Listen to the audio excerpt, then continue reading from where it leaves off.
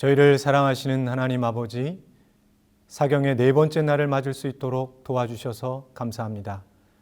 오늘은 선악의 대쟁투와 창조신앙에 대하여 살펴보려 합니다.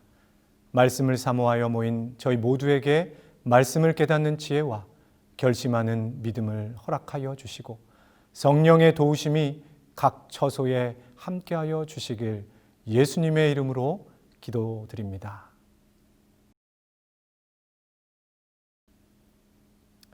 제4강 창조신앙과 선악의 대쟁투라는 제목으로 넷째 날 사경의 시간을 시작하겠습니다. 하늘에 전쟁이 있으니 미가엘과 그의 사자들이 용과 더불어 싸울세. 용과 그의 사자들도 싸우나 이기지 못하여 다시 하늘에서 그들이 있을 곳을 얻지 못한지라. 큰 용이 내어 쫓기니 옛뱀 곧 마귀라고도 하고 사단이라고도 하며 온 천하를 꿰는 자라. 그가 땅으로 내쫓기니 그의 사자들도 그와 함께 내쫓기니라. 선악의 대쟁투를 이해하기 위해서는 제일 먼저 선과 악이 무엇인지, 선과 악에 대한 정확한 개념 정리가 필요합니다. 성경적인 개념의 선악은 도덕적인 개념의 선악과는 판이하게 다릅니다. 먼저 성경적 개념의 선을 살펴보겠습니다. 성경에서의 선은 오직 절대자이신 하나님의 선을 가리킵니다. 선은 하나님께만 속한 속성으로 의의 본성을 지니신 하나님의 품성과 형상 그리고 영광입니다. 결국 성경적 개념의 선을 알기 위해서 우리는 하나님의 선한 품성을 연구해야 합니다. 한 분 곧 하나님 외에는 선한 이가 없느니라고 말씀하셨는데 우리는 하나님을 직접 뵐 수 없기 때문에 다음에 4가지를 통해서 알아보아야 합니다. 첫째로 천연계 속에 나타난 하나님의 선입니다. 만물은 하나님에 대하여 우리에게 말한다. 천연계와 성경은 둘 다 하나님의 사랑을 우리에게 보여준다. 땅을 옷 입힌 아름다움은 하나님의 사랑의 증거이다. 어떤 사람들은 창조된 세계가 죄로 인해 이제는 하나님의 영광 대신 죄의 흔적을 보여주기 때문에 오히려 조심해야 한다고 말한다. 그러나 비록 땅이 죄의 저주로 말미암아 훼손을 받았을지라도 천연계는 아직도 사람이 하나님을 배우는 교과서가 되기에 족하였다. 오늘날에도 모든 피조물은 그분의 탁월하심의 영광을 선포한다. 창조세계는 여전히 그분의 영광과 선하신 사랑의 성품을 나타내고 있음을 선지자의 여러 글에서 확인할 수 있습니다. 우리가 창조주의 성품을 배우기 위해서는 창조세계를 가까이 해야 하는 것은 당연합니다. 우리 교단은 일찍이 창조와 창조세계를 연결시켜 연구하고 있으며 청소년들을 훈련하는 패스파인더 향상급에도 창조세계의 주제들을 탐사하고 체험하도록 하고 있습니다. 대한민국은 특별히 창조세계를 전문적이고 체계적으로 배울 수 있도록 별새꽃들 과학관을 설립하여 재림 성도들과 사회 사람들에게 창조주의 성품을 그분이 만들어 놓으신 창조세계와 연결하여 전하고 있습니다. 두 번째로 인간 속에 나타난 하나님의 선을 통해서 알 수 있습니다. 성경에 인간의 창조에 대해 다음과 같이 쓰여 있습니다. 하나님이 자기 형상 곧 하나님의 형상대로 사람을 창조하시되 물은 내 이름으로 일컫는 자 곧 내가 내 영광을 위하여 창조한 자를 오게 하라. 우리는 그가 만드신 바라 그리스도 예수 안에서 선한 일을 위하여 지으심을 받은 자니 이 일은 하나님이 전에 예비하사 우리로 그 가운데서 행하게 하려 하심이니라. 사람은 하나님의 형상대로 창조되었습니다. 우리는 그분의 영광을 위하여 그리고 선한 일을 위하여 지음을 받았습니다. 이미 우리 속에는 우리를 만드신 창조주의 속성, 즉 하나님의 품성이 우리 안에 있습니다. 우리는 품성 변화와 함께 품성 개발이라는 말을 많이 사용합니다. 개발이란 개념은 원래 안에 들어있는 것을 뚜껑을 열어 밖으로 끄집어낸다의 의미로 하나님께서 우리에게 품성을 개발하라는 것은 창조 때 이미 우리 안에 하나님의 선한 품성을 넣어 주셨음을 전제로 하신 명령입니다. 성경 속에 나타난 하나님의 선을 통해서도 알 수 있습니다. 성경은 우리들에게 하나님의 품성을 보여준다. 하나님께서 친히 당신의 영원한 사랑과 자비를 우리에게 말씀하셨다. 모든 성경은 하나님의 감동으로 된 것으로 교훈과 책망과 바르게 함과 의로 교육하기에 유익하니 이는 하나님의 사람으로 온전케 하며 모든 선한 일을 행하기에 온전케 하려 함이니라. 성경은 인간의 구원을 위해 쓰여졌습니다. 그 유일한 방법과 길은 하나님의 선한 품성을 알고 경험하여 온전하신 하나님의 선한 품성에 참여하는 것입니다. 마지막 예수님 속에 나타난 하나님의 선을 통하여 알 수 있습니다. 예수님께서 사신 생애는 우리에게 당신의 품성을 나타내 준다.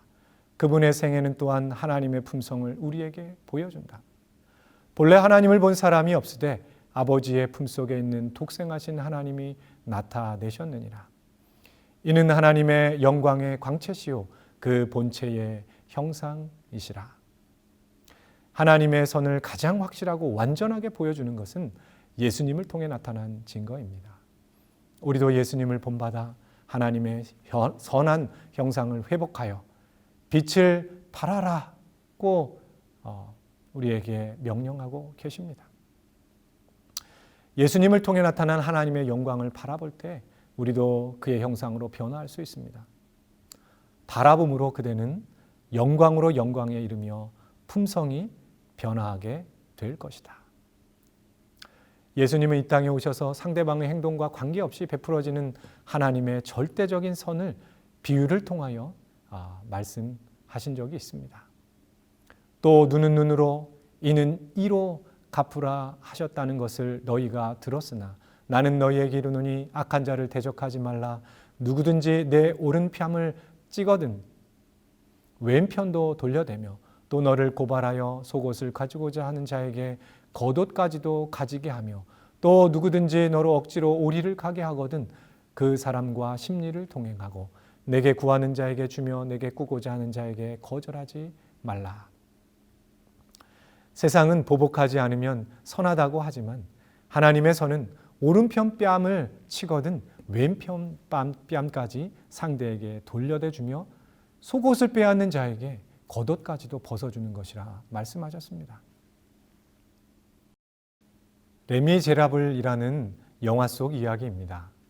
주인공은 장발장입니다. 굶어 죽어가는 조카를 살리기 위해 빵 하나를 훔친 이유로 19년간 감옥에서 온갖 학대를 당하고 출소한 장발장에게는 자신이 받은 부당한 대우를 세상에 악으로 갚겠다는 한을 품습니다. 출소한 그를 모두가 외면하였지만 신부가 최고의 손님으로 그를 대접하여 따뜻한 목욕물과 잠자리를 제공했을 뿐만 아니라 귀한 손님이 왔을 경우에만 꺼내는 은접시에 음식을 담아 그를 아주 융숭히 대접하였습니다. 19년간 감옥에서 생활하다가 사회에 나온 장발장은 앞으로 살 길을 걱정하면서 은접시를 훔쳐 달아나다가 이를 수상히 여긴 경찰에게 붙잡혀 신부 앞에 끌려오게 됩니다. 은혜를 원수로 갚은 그를 신부는 하나님의 눈과 마음과 성품으로 그를 대하며 은초대까지 주었는데 왜 가져가지 않았느냐 면서 은초대를 그의 차로에 넣어주었습니다. 경찰에게 그의 죄를 선처해 달라고 말해주는 정도만으로도 세상적 또는 도덕적으로 보아 착한 것입니다. 아주 착한 사람이 할 수 있는 최고의 선은 비록 아깝지만 은접시를 자신이 준 것이라고 경찰에게 말하여 그를 풀어주도록 하는 것입니다. 그러나 인간으로 할 수 없는 경지의 선행은 은초대까지 주는 것입니다. 하나님의 선한 영광과 형상을 직접 경험한 그 순간 장발장의 19년간 품은 원하는 눈 녹듯 사라지고 하나님의 선한 품성으로 변하여 결국 많은 이웃들에게 자신이 경험한 하나님의 선을 베풀며 살게 되었습니다. 은혜를 경험한 자가 다른 사람에게도 자신이 경험한 그 은혜를 베풀 수 있습니다. 성경적 개념의 악에 대하여 알아보겠습니다. 세상적인 개념의 악은 남에게 어떤 손해를 가하는 행위입니다. 그렇지만 성경적 개념에서의 악은 선하지 않음, 곧 하나님의 선을 나타내지 않음을 의미합니다. 성경에서는 하나님의 뜻, 곧 선을 베풀어야 하는 상황 속에서 선을 행하지 않으면 악이라고 말하는 겁니다. 악의 원조와 그 해결, 그리고 새 천사의 기별과 남은 자손의 사명에 대해 살펴보겠습니다. 대쟁투는 루스벨 곧 사탄에 의해서 창세전 하늘에서 시작되었습니다. 이것이 선과 악의 대쟁투의 시작입니다. 그러므로 악 문제의 해결은 우주적 차원에서는 대쟁투의 종결이고 인류와 개인적 차원에서는 구원이라 할 수 있습니다. 선악의 대쟁투의 종결은 지구 역사의 마지막 시대에 있을 것이며 이를 위해 하나님께서는 남은 자손들을 준비하셨고 그들에게 대쟁투를 승리로 이끌 세 천사의 기별을 위탁하셨습니다. 루스벨에 의해 시작된 악을 우주에서 영원히 종식시킬 수 있는 분은 오직 하나님 한 분밖에 없습니다. 하나님의 선만이 사탄의 악을 물리칠 수 있습니다. 악을 물리치시는 하나님의 선한 품성을 우리는 공의라고 부릅니다. 하나님의 선에 대하여 살펴봅니다. 하나님의 선의 대표적인 두 가지 속성은 자비와 공의입니다. 하나님의 선은 세상 어디서도 찾아볼 수 없는 유일하고 완전한 품성이시기 때문에 세상의 어떤 개념으로도 정의할 수 없습니다. 우리는 단지 우리에게 베풀어진 하나님의 선한 품성의 속성들로부터 하나님의 선을 어렴풋이 이해할 뿐입니다. 그 가운데 자비와 공의는 선을 구체적으로 설명하는 두 개념입니다. 사람아, 주께서 선한 것이 무엇임을 내게 보이셨나니 여호와께서 내게 구하시는 것은 오직 공의를 행하며 인자를 사랑하며 겸손하게 돼 하나님과 함께 행하는 것이 아니냐. 우리가 하나님의 성품을 연구할 때 우리는 하나님의 자비와 온유와 용서를 알게 된다. 우리는 또한 그분의 공의를 알게 된다. 우리가 십자가에 비추어 하나님의 품성을 연구할 때 우리는 자비, 자애로움 그리고 용서가 공평과 공의와 융합된 것을 보게 된다. 우리가 하나님의 성품을 연구하면 인자, 겸손, 온유, 용서와 같은 자비의 개념을 배울 수 있으며 정의, 공평과 같은 공의가 융합되어 있음을 볼 수 있습니다. 먼저 자비에 대하여 살펴보겠습니다. 하나님의 선의 첫 번째 속성은 자비입니다. 자비를 베풀게 하는 원동력은 이웃에 대한 동정심, 곧 불쌍히 여기는 마음입니다. 다시 말해 자비를 베푸는 이유는 나의 눈에 이웃이 불쌍하게 보이기 때문입니다. 아비가 자식을 불쌍히 여긴같이 여호와께서 자기를 경외하는 자를 불쌍히 여기시나니 이는 저가 우리의 체질을 아시며 우리가 진토임을 기억하심이로다. 두 번째는 공의입니다. 하나님의 성품을 이해할 때 가장 이해하기 어렵고 오해하여 실수하는 부분이 바로 하나님의 공의라고 하였습니다. 심판, 십자가, 율법 등과 함께 하나님의 품성을 이해하려면 우리는 하나님의 공의를 이해하려고 노력하여야 합니다. 하나님의 공의는 무엇입니까? 하나님의 공의도 선입니다. 하나님의 공의의 속성은 하나님의 본성과 율법에 관한 싸움인 선악의 대쟁투에 있어서 가장 핵심에 해당합니다. 공의는 인간이 가장 이해하기 힘든 하나님의 성품입니다.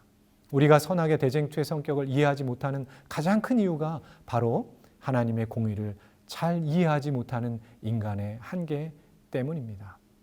왜 이해하지 못합니까? 자비와 함께 하나님의 선한 성품을 구성하기 때문입니다.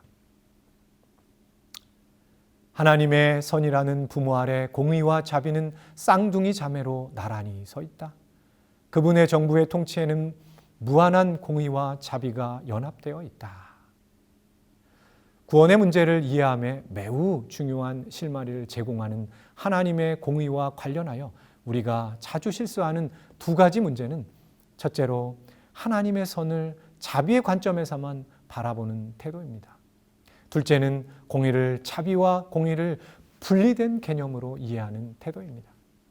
구원 문제를 연구할 때 자비와 공의를 분리시키면 죄를 용서하시는 자비와 죄의 대가를 요구하시는 공의가 충돌할 수밖에 없어서 구원을 이해하지 못하게 됩니다. 상반된 듯 보이는 두 개의 속성들이 하나님의 선한 품성 안에서 서로의 영역을 보완하며 인류의 구원을 하나님의 선으로 완성한다. 하나님의 사랑은 그분의 자비에 못지않게 그분의 공의에도 표현되어 있다. 공의는 그분의 보좌의 초석이며 그분의 사랑의 열매이다.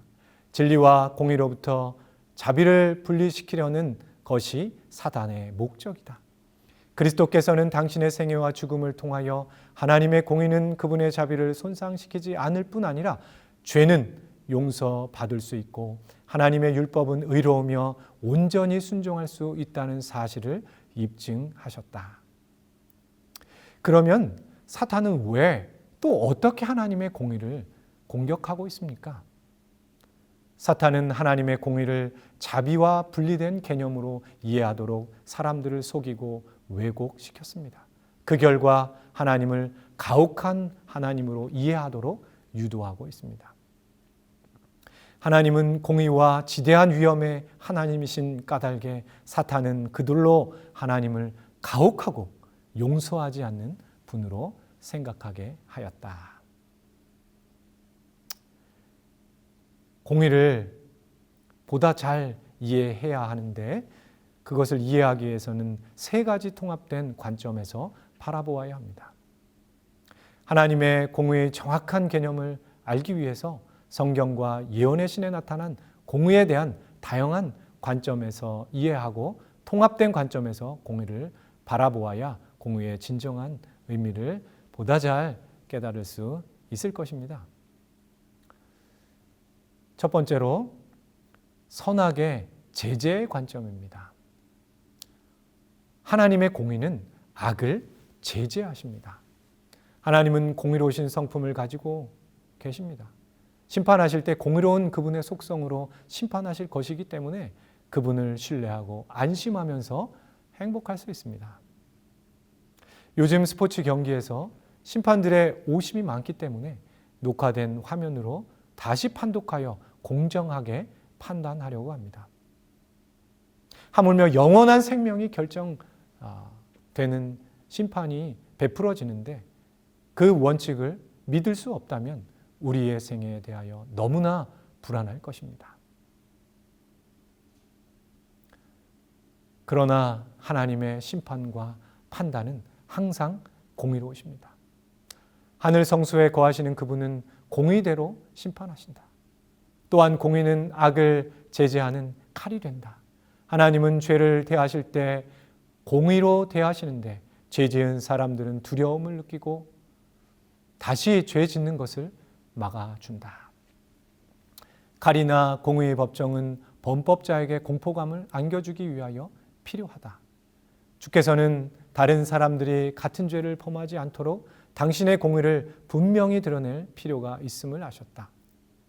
하나님께서는 공의의 칼에 자비의 동정심을 담아 휘두르십니다. 그렇기 때문에 공의의 칼의 두려움은 우리로 죄에서 돌이켜 회개하게 하여 우리의 생명을 지켜줍니다. 이것이 바로 통합된 관점에서 공의를 바라보아야 하는 이유입니다. 두 번째로는 공평의 관점입니다. 하나님의 공의는 모두에게 공평하게 베풀어진다는 것입니다. 하나님의 처사는 공의롭고 공평하다. 공의는 차별과 편견 없이 베풀어지는 하나님의 선입니다. 세상적인 공의의 차별 없음이나 공평은 하나님의 공의의 차별 없음이나 공평과 큰 차이가 있습니다. 세상적 공의에서는 하나의 절대적 기준이 있다는 점에서의 차별 없음이고 하나님의 공의에서의 절대적 사랑으로 대신한다는 점에서의 차별 없음입니다. 즉 세상적 공평은 개개인의 사정을 고려하지 않고 똑같이 적용합니다. 예를 들어 입학시험의 합격 커트라인이나 달리기 경주에서 똑같은 출발선들이 그렇습니다. 그러나 하나님의 공의는 우리의 사정을 고려하십니다. 하나님의 선을 공평하게 베풀라고 우리에게 명령하십니다. 너희는 세상의 빛이라고 하시면서 빛을 집안 모든 사람에게 비추라고 하셨습니다. 집안 모든 사람이라는 말에는 공의가 담겨 있습니다. 착한 사람과 악한 사람, 내게 손해를 끼친 사람, 심지어 원수도 포함되어 있습니다. 마음에는 들지 않지만 그들에게도 하나님의 선한 빛을 비추어야 합니다. 이같이 한즉 하늘에 계신 너희 아버지의 아들이 되리니 이는 하나님이 그 해를 악인과 선인에게 비치게 하시며 비를 의로운 자와 불의한 자에게 내리우심이니라. 하나님의 절대적 사랑이 담긴 자비를 하나님의 공의 방법대로 선인과 악인 모두에게 베풀 때 하나님의 아들과 딸이 되는 것입니다. 선한 포도원 주인의 비유에 나타난 하나님의 공의의 공평성을 살펴보겠습니다. 우리 사회의 정의 또는 공의는 노동의 삭슬 일한 대로 일한 만큼 비례하여 지불해 주는 것입니다. 그러나 하나님의 공의, 공평은 개개인의 사정을 살피고 고려하십니다. 포도원 일꾼으로 자격이 되지 않은 제일 마지막으로 온 사람, 기술도 없고 선천적으로 게으르고 힘도 없어 아무도 일을 맡기지 않는 그 사람에게도 완전한 하루 품삯을 똑같이 주십니다. 비록 1시간밖에 일하지 않았으나 유전적, 환경적으로 남보다 적게 가지고 태어나 좋지 않은 환경에서 자라난 상황을 아시기에 그런 사정을 공감하고 동정하신 것입니다. 포도원 주인의 이런 이타적 관심과 책임지려는 컴패션의 동정심은 하나님의 선, 곧 사랑의 특징입니다. 여기서 공의와 유전 문제를 살펴보아야 할 것 같습니다. 유전 문제가 한 가문을 어떻게 꼴지어지는지 보도록 하겠습니다. 18세기에 살았던 두 가문, 맥스주크 가문과 조나단 에즈워드의 가문을 5대에 걸쳐 추적 조사하였습니다. 조사할 당시 조나단 에즈워드의 후손은 873명이었습니다. 그 중에 대학 총장이 12명이 나왔고 대학 교수가 65명, 목사가 100명, 군대 장교 75명, 베스트셀러 작가 80명, 변호사 100명, 판사 30명, 고급 공무원 80명, 하원 의원이 3명, 상원 의원이 1명, 미국 부통령이 1명 배출되었다고 합니다. 반면 조나단 에드워즈의 친구였던 맥스 주크의 후손은 1263명이었는데 그 가운데 만 4세가 되기 전에 죽은 사람이 309명, 직업 거지 310명, 일하다가 한눈 팔아 불구가 된 사람 44명, 매춘부가 50명, 투옥된 도둑이 60명, 살인자가 70명, 그리고 실업자가 50명이었다고 합니다. 유전적 요인은 개인의 삶에 엄청난 영향을 끼치게 됩니다. 공의와 유전, 환경, 그리고 공평성의 관계를 살펴보겠습니다. 하나님께서는 우리의 모든 유전과 환경 요인들을 알고 계십니다. 그것으로 인해 부족한 우리의 행위에 대한 책임을 우리에게 돌리지 않으십니다. 그러므로 그 행한 대로 갚아준다는 의미는 이 모든 것을 고려하여 공평하고 공의롭게 심판하시겠다는 것이 이미 내포되어 있는 말씀입니다. 비록 우리가 보기에는 사회에서 격리시켜야 할 존재지만 그들이 물려받은 유전 요인들과 그들을 둘러싼 환경 요인들을 고려할 때 세상 사람들로부터 착하다고 칭송을 받은 우리들의 삶보다 하나님의 눈에는 하늘에 더 가까운 삶으로 판결하실 수도 있습니다. 하나님께서 그렇게 보신다면 우리도 그런 사람들을 하나님의 관심과 동정심이 가득한 사랑의 눈으로 보아야 합니다. 유전 문제에 대한 예수님의 견해도 있습니다. 예수께서 길을 가실 때 날 때부터 맹인된 사람을 보신지라 제자들이 물어 이르되 랍비여 이 사람이 맹인으로 난 것이 누구의 죄로 인함이니이까? 자기니이까 그의 부모니이까? 예수께서 대답하시되 이 사람이나 그 부모의 죄로 인한 것이 아니라 그에게서 하나님이 하시는 일을 나타내고자 하심이라.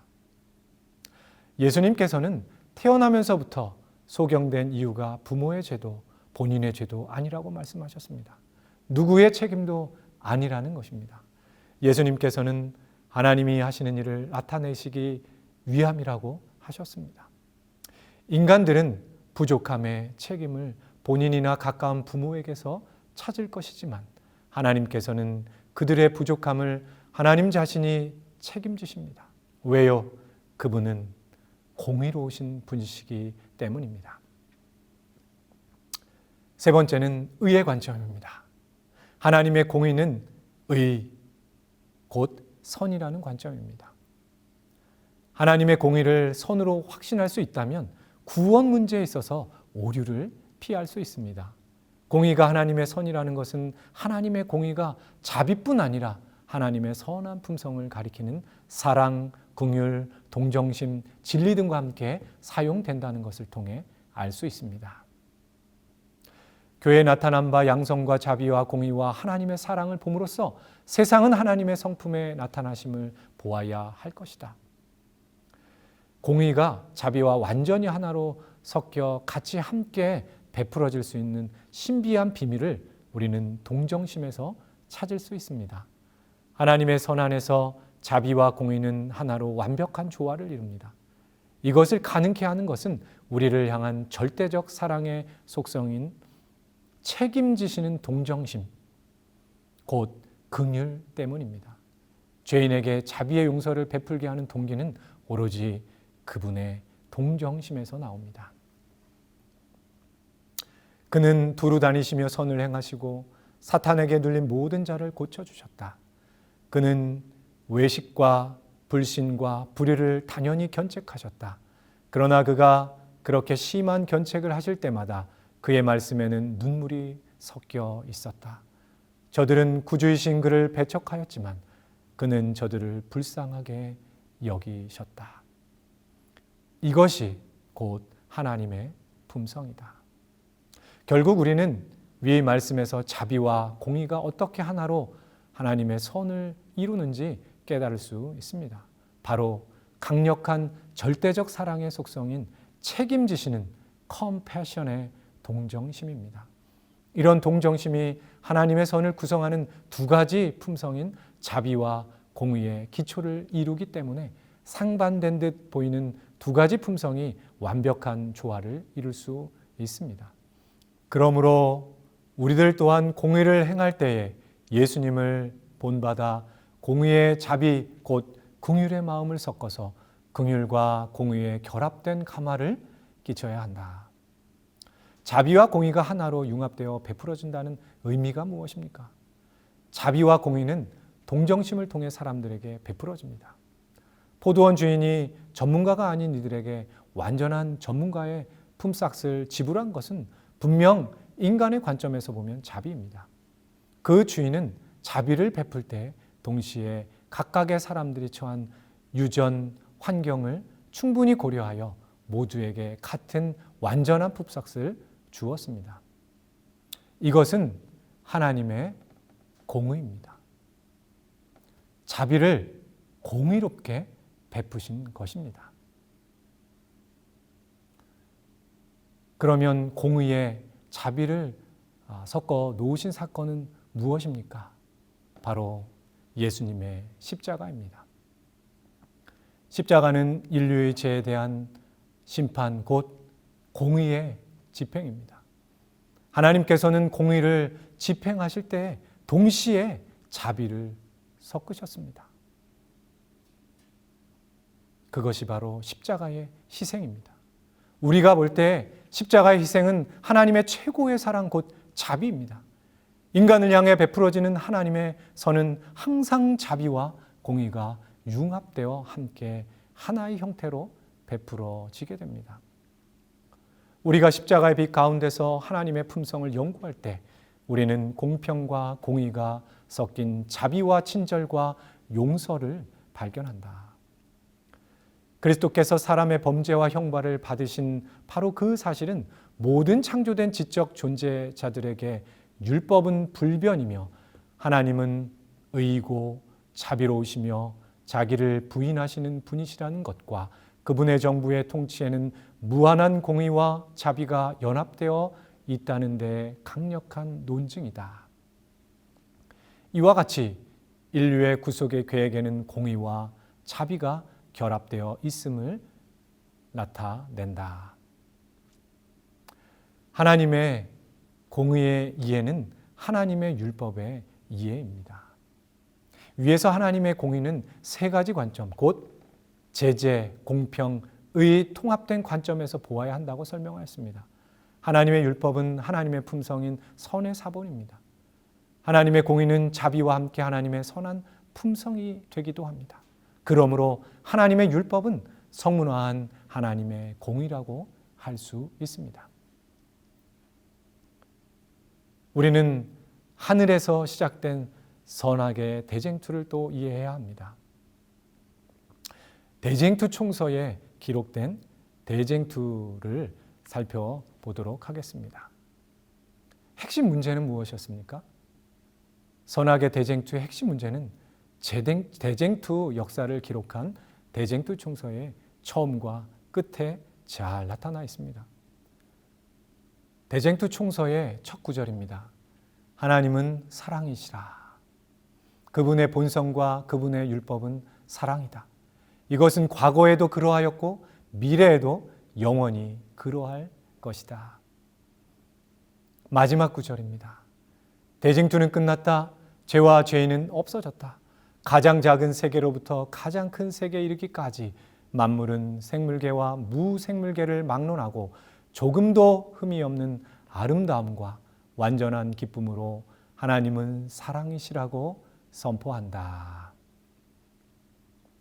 우리는 위 두 구절을 통해 선악의 대쟁투의 핵심 문제가 하나님의 본성과 율법에 관한 싸움이며 구체적으로는 하나님은 사랑이신가에 대한 문제임을 알 수 있습니다.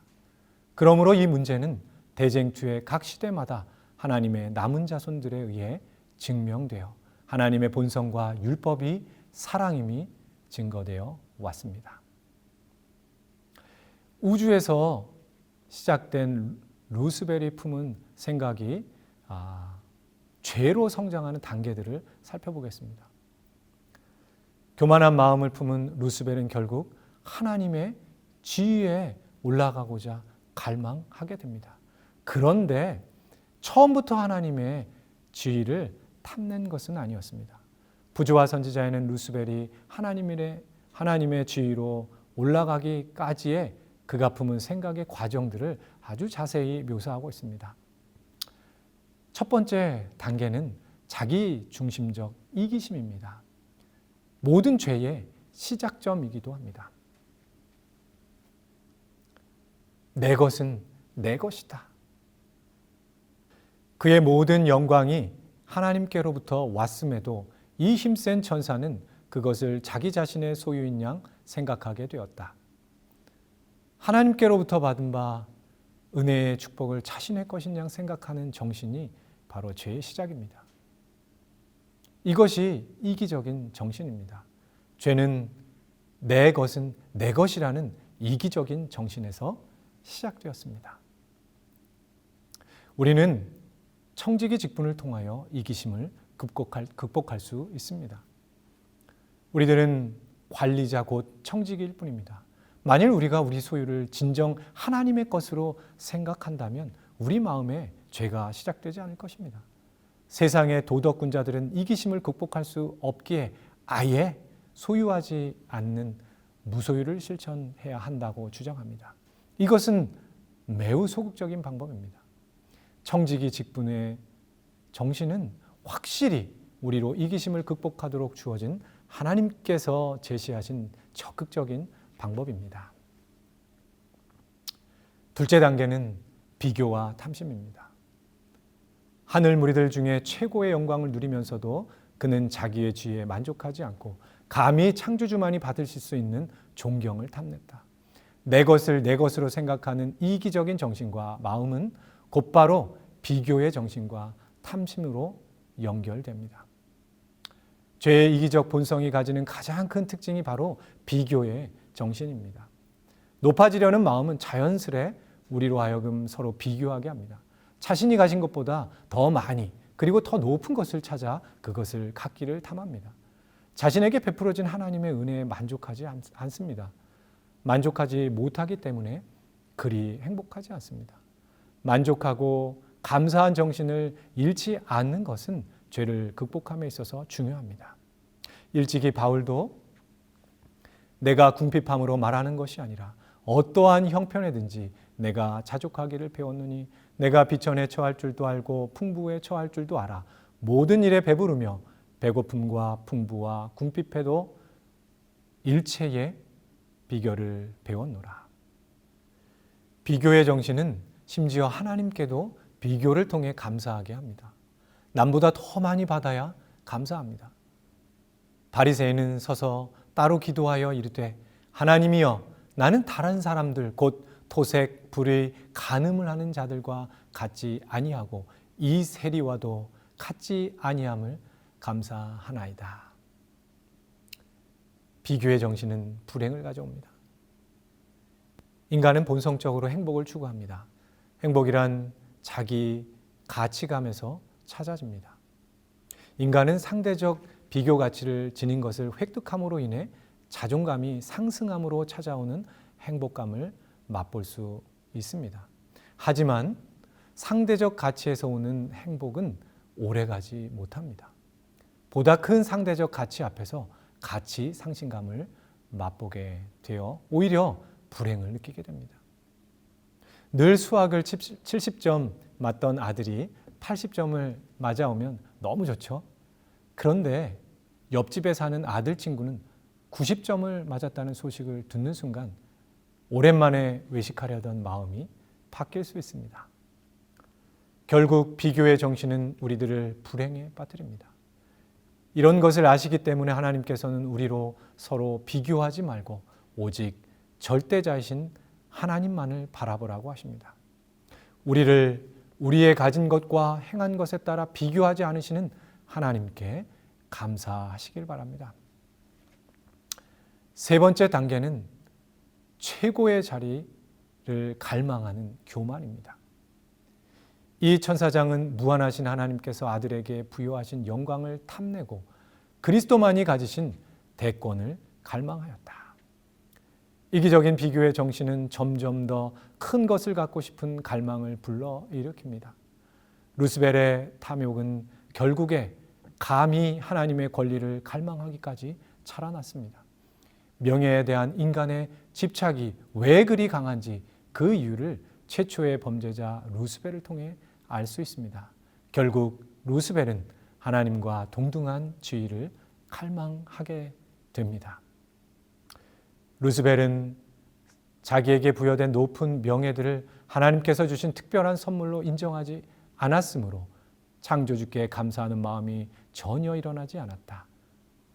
그는 자기의 광명과 높은 지위를 자랑하였으며 하나님과 동등한 지위를 얻고자 갈망하였다. 대쟁투가 시작되었습니다. 루스벨은 하나님의 지위로 올라갈 수 있을까요? 비록 피조물의 신분이지만 하나님의 지위로 오를 수 있고 오르는 방법을 그는 알았습니다. 그는 아직까지도 그 방법을 시도하고 있을 뿐 아니라 우리 인류도 그의 방법을 따르도록 꾀이고 있습니다. 그 방법이 무엇이었을까요? 피조물인 루스벨이 하나님의 지위로 올라가는 길은 오직 하나님의 율법을 변경하는 것이 없습니다. 변경 없이 피조물이 하나님의 지위를 탐하여 오르려고 하는 것, 그것은 우주에서도 죄로 선고됩니다. 왜냐하면 사랑의 관계가 자리를 규정한 하나님의 율법을 어긴 것이기 때문입니다. 결국 그는 하나님의 지위로 올라가려고 하나님의 율법 변경을 제기하게 됩니다. 그는 하나님의 정부의 안정을 위해 하늘의 질서와 율법을 변경할 필요가 있다고 주장하였다. 하늘에서 대쟁투가 시작된 시초부터 하나님의 율법을 전복하는 것이 사탄의 목적이 되어 왔다. 대쟁투의 역사를 통해 내내 사탄은 그를 따르는 무리들을 통해 하나님의 율법을 변경하고자 한 것도 같은 이유 때문이었습니다. 그 완전한 하늘에서 그것도 천사들을 어떻게 꾀었을까요? 루스벨이 어떻게 하늘 천사의 3분의 1이나 되는 엄청난 천사들을 꾀었을까요? 하나님의 사랑에 대해 누구보다도 많은 경험을 하였던 천사들이 하나님을 대적하는 일에 가담한 것은 믿기 힘든 사실입니다. 그가 하늘 천사들을 접근한 방법은 바로 행복 문제였습니다. 사탄은 자신이 우주의 행복을 증진하려고 노력하고 있는 것처럼 보이게 하였다. 루스벨은 자신이 하늘 천사의 행복 문제에 관심이 있으며 자신의 방법을 찬성하고 따르면 현재보다 더 높은 행복을 소유할 수 있다고 꾀었습니다. 루스벨은 하늘 천사들에게 그들이 이전에 미처 경험하지 못한 새로운 행복의 길과 세계를 제시하였습니다. 그것은 다름 아닌 교만했을 때, 자신이 높아졌을 때 찾아오는 비교에 얻어지는 행복감이었습니다. 사람은 자신이 남들보다 높아질 때, 더 많이 가졌을 때 순간적으로 행복감에 빠져듭니다. 그러나 그런 행복감은 일시적입니다. 그러면 하늘 천사들이 그동안 누려왔던 행복은 어떤 것이었을까요? 이 행복은 하나님의 율법에 일치하는 삶에서 얻을 수 있었습니다. 사랑의 율법은 하나님의 정부의 기초이므로 모든 지성적 존재들의 행복은 그들이 이 의의 대원칙과 완전히 일치함에 달려 있다. 하나님의 율법에 일치하는 삶이란 사랑의 봉사를 베푸는 삶이고, 그것은 사랑이신 창조주의 품성을 마음에 받아 나의 사고 속에 깊이 인식함으로 솟아나는 봉사의 삶입니다. 우리는 앞에서 하나님의 율법의 두 계명을 설명하면서 하나님의 율법은 하나님의 선한 품성의 사본으로 하나님 정부의 기초를 이루며 우주의 질서와 행복을 지켜주는 행복의 울타리임을 살펴보았습니다. 마음과 목숨과 뜻을 다하여 하나님을 사랑하는 사람은 하나님의 사랑의 마음과 눈으로 이웃을 바라보게 되고 결국 이웃을 내 몸과 같이 사랑할 수 있게 됩니다. 마치 최고의 효도가 부모의 마음으로 형제를 대하는 것이듯 하나님께 경배와 충성을 다하는 것은 하나님의 마음으로 이웃을 대하는 것입니다. 모든 구성원들이 하나님의 사랑 안에서 서로 신뢰하고 사랑하는 것이 하늘 정부가 목적하는 행복입니다. 이것에 대해 부조와 선지자에서는 다음과 같이 설명하고 있습니다. 모든 피조물이 사랑의 충성을 인정하는 동안 하나님의 온 우주에는 완전한 조화가 있었다. 창조주의 목적을 성취하는 일이 하늘 천사들의 기쁨이었다. 그들은 하나님의 영광을 반사하고 그분을 찬미하는 것을 즐거워하였다. 그리고 하나님을 최고로 사랑하고 있는 동안에는 상호간의 사랑도 믿을만 하였고 무화적이었다. 하늘의 조화들을 파괴할 불협화음이 전혀 없었다. 그러나 이 행복한 상태에 한 변화가 일어났다. 루스벨이 하나님의 율법 변경을 제기한 궁극적 이유가 있습니다. 하나님의 율법이 하나님의 지위에 올라가는 것을 근본적으로 막고 있었기 때문이었습니다. 하나님의 율법은 피조물과 창조주의 관계를 수직적으로, 피조물 사이의 관계를 수평적으로 규정하고 있습니다. 이것은 바로 우주의 질서에 대한 원칙이고 하나님께서는 이것에 의해 우주의 질서를 유지하십니다. 사랑의 관계가 유지되기 위해서는 반드시 자신이 있어야 할 자리에 있어야 합니다. 질서라는 예의가 필요합니다. 이런 질서가 깨지면 사랑의 관계도 깨집니다. 창조주는 창조주의 자리에서 창조주답게, 피조물은 피조물의 자리에서 피조물답게 행동하고 사랑을 표현해야 합니다. 그럴 때 우주의 질서는 유지되어 행복할 수 있습니다. 그러나 사단은 하나님의 정부의 안정을 위해 하늘의 질서와 율법을 변경할 필요가 있다고 주장하였다. 율법의 변경의 목적을 이루기 위해 불만의 정신과 의심을 퍼뜨리며 천사들을 선동했습니다. 루스벨은 천사들 가운데 불만의 정신을 퍼뜨리려고 나갔다.